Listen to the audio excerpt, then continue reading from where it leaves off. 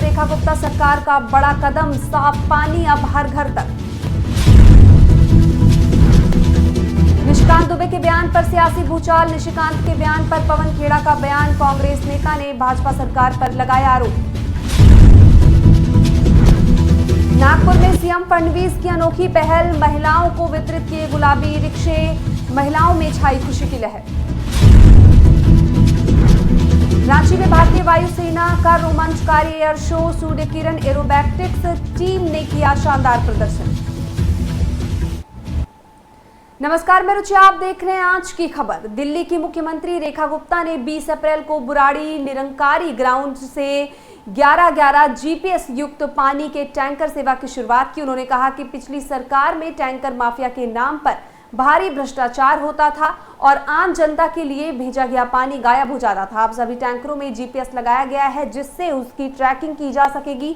साथ ही दिल्ली मंत्री मनजिंदर सिंह सिरसा ने बताया कि अब सरकार और आम लोग भी टैंकरों की लोकेशन टैंकर ऐप के जरिए देख सकेंगे। सरकार ने साफ पानी पहुंचाने के लिए युद्धस्तर पर काम शुरू किया है। इस अवसर पर दिल्ली सरकार के जल संसाधन मंत्री प्रवेश वर्मा, भाजपा सांसद मनोज तिवारी और प्रवीण खंडेलवाल ने दिल्ली के जल संकट को दूर करने की बात दोहराई।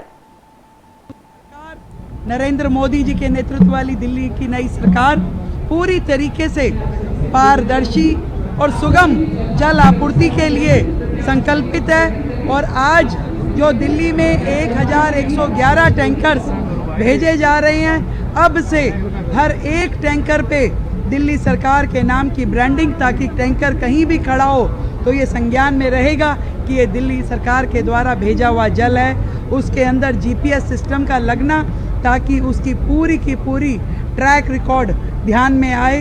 कमांड सेंटर के माध्यम से एक एक टैंकर के कितने रूट दिन भर में लगे उसकी पूरी गिनती रहेगी। क्या प्लेसमेंट है, कितने बजे टैंकर निकला, कितने बजे पहुंचा, ये जनता स्वयं देख पाएगी इस टैंकर ऐप के माध्यम से।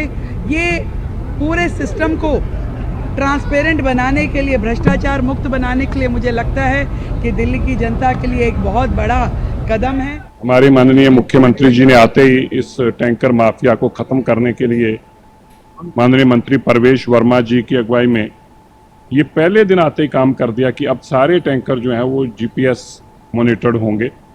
कहाँ चल रहा है, क्या कर रहा है टैंकर, अब उसकी जानकारी सभी को रहेगी, ना केवल सरकार को बल्कि एक आम इंसान भी इसकी जानकारी ले सकता है। इससे ज़्यादा ट्रांसपेरेंसी, इसलिए कहते हैं ईमानदार सरकार जब आती है तो बहुत बड़ा बदलाव लेके आती है। ईमानदार सरकार आई है तो देखिए कितना बदलाव दिल्ली में आने लग पड़ा। लोग कहने लग पड़े कि हाँ बेईमान चले गए, ईमानदार सरकार आने से दिल्ली में काम होता दिख रहा है। कितने टैंकर आती है? ये 1000 से ज्यादा टैंकर है। क्या वो पैन इंडिया में काम करेंगे, कोई स्पेसिफिक पैन दिल्ली में करेंगे काम और उनके ऊपर जीपीएस मॉनिटर्ड होंगे।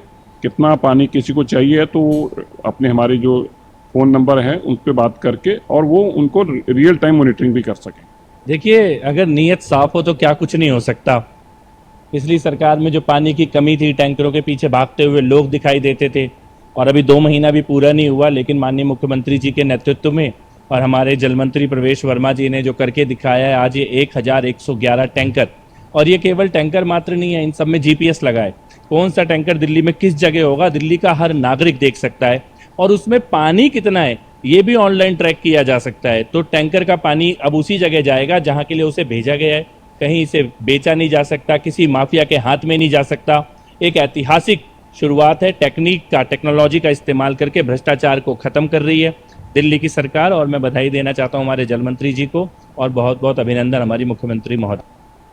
बीजेपी सांसद निशिकांत दुबे ने सुप्रीम कोर्ट को लेकर एक ऐसा बयान दिया है जिस पर सियासी भूचाल मच गया है। निशिकांत दुबे ने कहा कि देश में जितने गृह युद्ध हो रहे हैं उनके लिए सुप्रीम कोर्ट के चीफ जस्टिस जिम्मेदार हैं।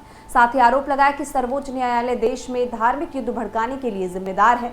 अब निशिकांत के बयान पर कांग्रेस नेता पवन खेड़ा ने कहा कि संविधान पर भाजपा और संघ का जो लगातार हमला होता है उसका एक ये उदाहरण है। सिर्फ किनारा कर लेने से काम नहीं चलेगा। प्रधानमंत्री की मौन स्वीकृति के बगैर ना धनखड़ साहब ना निशिकांत दुबे ने जो कहा है वो कह सकते थे।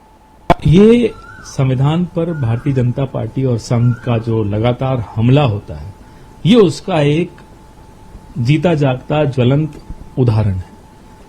सिर्फ किनारा कर लेने से काम नहीं चलेगा। प्रधानमंत्री की मौन स्वीकृति के बगैर न धनखड़ साहब ने जो कहा वो कह सकते थे, न निशिकांत दुबे ने जो कहा वो कह सकते हैं। अगर भारतीय जनता पार्टी गंभीर है इस विषय को लेकर तो हमें ये बताएं, क्या निशिकांत दुबे को कारण बताओ नोटिस भारतीय जनता पार्टी दे रही है? क्या एक्शन लिया जा रहा है उसको? और अगर आप एक्शन नहीं ले रहे तो प्रधानमंत्री आपकी स्वीकृति के बगैर, एक सांसद छोड़िए भारतीय जनता पार्टी का एक कार्यकर्ता मुंह खोल ही नहीं सकता।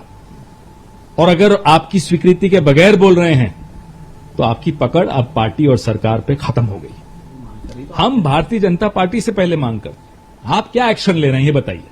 ये तो सीधे सीधे संविधान पर हमला है। धमका तो रही है सुप्रीम कोर्ट को, ये इनकी आदत है, लेकिन संविधान की जो एक व्यवस्था है, चेक्स एंड बैलेंसेस की एक व्यवस्था है, आप सीधे उसको चुनौती दे रहे हैं। तो ये बिना, मैं फिर से दोहराता हूं, बिना प्रधानमंत्री की स्वीकृति के ये संभव नहीं है। ये महिला और बाल विकास विभाग द्वारा चलाई जा रही महत्वाकांक्षी पिंक ई रिक्शा योजना के तहत महिलाओं को रोजगार उपलब्ध कराने के उद्देश्य से नागपुर जिले की पात्र महिलाओं को मुख्यमंत्री देवेंद्र फडणवीस ने 50 पिंक ई रिक्शा वितरित किया। ये कार्यक्रम महिला और बाल विकास विभाग की ओर से नागपुर स्थित योजना भवन में सुबह 11 बजे आयोजित किया गया। इस अवसर पर राजस्व मंत्री और जिले के पालक मंत्री चंद्रशेखर बावनकुले, महिला और बाल विकास मंत्री अदिति टक्करे, राज्य मंत्री मेघना साकोरे बोर्डीकर, बता दें कि वित्त एवं योजना राज्य मंत्री और आशीष जायसवाल, विभाग के सचिव डॉक्टर अनूप कुमार यादव, आयुक्त नैना गुंडे और अन्य लोग उपस्थित रहे। झारखंड की राजधानी रांची के लिए आज का दिन ऐतिहासिक बन गया। यहाँ के लोगों ने पहली बार भारतीय वायुसेना प्रसिद्धि सूर्यकरण एरोबेटिक टीम का भव्य और रोमांचकारी हवाई प्रदर्शन देखा। यह प्रदर्शन आर्मी ग्राउंड नामकुम के ऊपर आयोजित किया गया। ये ऐतिहासिक नज़ारे को देखकर हर कोई हैरान रह गया। इस विशेष आयोजन का नेतृत्व रक्षा राज्य मंत्री संजय सेठ ने किया। सूर्यकिरण टीम के कुशल पायलटों ने आसमान में एक से बढ़कर एक अद्भुत कलाबाजियां दिखाई। वायुसेना के पायलटों के हॉक विमानों से 1 घंटे तक शानदार करतब दिखाए। यह आयोजन रविवार को भी जारी रहेगा। इस रोमांचक प्रदर्शन ने न केवल देश की वायुसेना की क्षमता और कौशल को दर्शाया, बल्कि युवाओं को भारतीय रक्षा बलों से प्रेरित करने के लिए प्रेरित किया।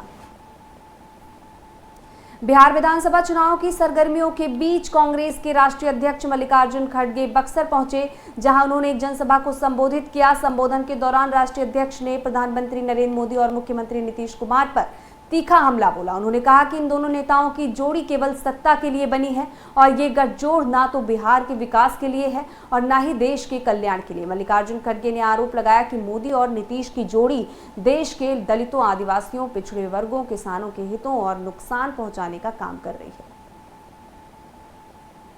आप नेशनल हेराल्ड की प्रॉपर्टी जब्त करते हो।